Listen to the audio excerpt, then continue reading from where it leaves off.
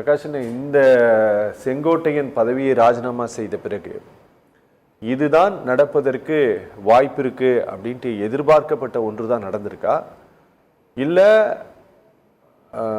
இவருடைய இந்த அரசியல் மூவ் அப்படிங்கிறது கணிக்க முடியாத ஒன்றாங்க? இல்லை, கணிக்க முடியாததெல்லாம் இல்லை, எல்லாருக்குமே தெரியும், ஓப்பனாக தெரியும் இதுதான் நடக்க போகுது, இதுதான் விஷயம் அப்படின்னு.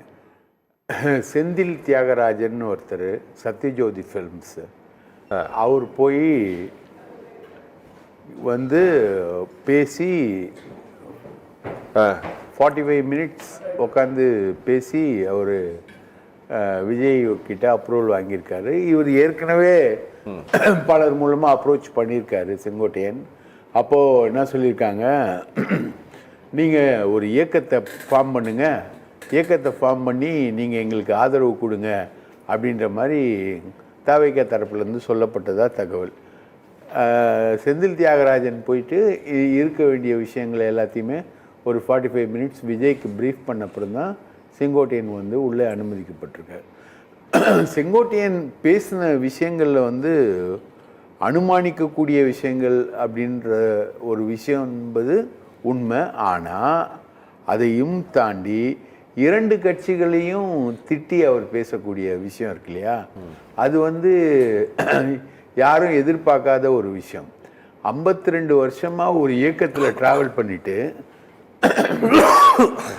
52 வருஷமாக ஒரு இயக்கத்தில் ட்ராவல் பண்ணிட்டு அந்த இயக்கத்தை திட்டி பேசுறதுன்றது வந்து யாருமே எதிர்பார்க்கல. விஜய் வந்து நல்லாட்சி தருவார் போவார் அப்படின்ற மாதிரி சொன்னால் ஓகே, 2 கட்சிகளையும் திட்டி அவர் வந்து பேசக்கூடிய பேச்சு என்பது பெரிய விமர்சனத்துக்குள்ளாச்சு. அதில் வந்து முக்கியமாக அப்போது ப்ரெஸ்ஸு கிராஸ் பண்ணுறாங்க. அப்போது ஜெயலலிதா ஆட்சி வந்து புனிதமான ஆட்சியா இல்லையா அப்படின்னு கிராஸ் பண்ணி கேட்குறாங்க. அந்த கேள்விக்கு அவரால் பதில் சொல்ல முடியல. அதுக்கப்புறம் 2 கட்சிகளும் இல்லாத ஆட்சியை கொண்டு வரான்னு சொன்னதுக்கு ஆத்ம கட்சின்றார். ஆம் ஆத்மி கட்சியை கூட தெளிவாக உச்சரிக்க தெரியல. இது வந்து எடப்பாடி சேக்கிழார் எழுதிய கம்பராமாயணம் தான். ஏடிஎம்கேல இருக்கக்கூடிய ஆட்கள் எல்லாருமே இவங்களுடைய பொலிட்டிக்கல் நாலேஜ் வந்து டு த டியூன் வந்து 0. அந்த மாதிரி தான் ஒரு இல்லாட்டி தான் 52 வருஷமாக வாழ்ந்த கட்சியை, தன்னை ஐடென்டிஃபை பண்ண கட்சியை, எம்எல்ஏ ஆக்கின கட்சியை, மந்திரி ஆக்கின கட்சியை எதிர்த்து அந்த கட்சி மோசமான கட்சி, மோசமான ஆட்சி அப்படின்னு சொல்லிட்டு 2 கட்சிகளுக்கும் மாற்றாக விஜய் வருவார், புரட்சி வெடிக்கும்.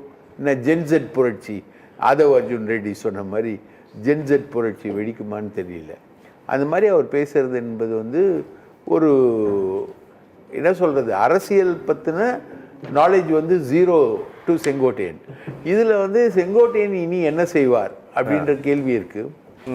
செங்கோட்டையன் இனி என்ன செய்ய முடியும் அப்படின்றதுக்கு அவர் இப்போ வந்து அதிமுகவில் ஒரு 2 ஹவர் பேசியிருக்காரு. அதில் 1 ஹவர் தான் விஜயோட பேசியிருக்காரு. விஜயோட பேசினதில் 55 நிமிஷம் தான் இவர் பேசியிருக்காரு, 55 மினிட்ஸு. விஜய் வந்து ஒரு 5 மினிட்ஸ் தான் பேசியிருக்காரு. அதில் ஒரு ஊரில் வந்து 30ஆம் தேதி வந்து எடப்பாடி வந்து ஒரு பெரிய விழா ஒன்று நடத்துகிறார். தேர்தல் பிரச்சாரத்தை கோபியிலேருந்து ஆரம்பிக்கிறாரு. 2வது கட்டம் ஆரம்பித்து அவர் போகிறாரு. அதுக்கு ஒரு 50,000 பேர் 1,00,000 பேரை இவர் திரட்டுறாரு எடப்பாடி.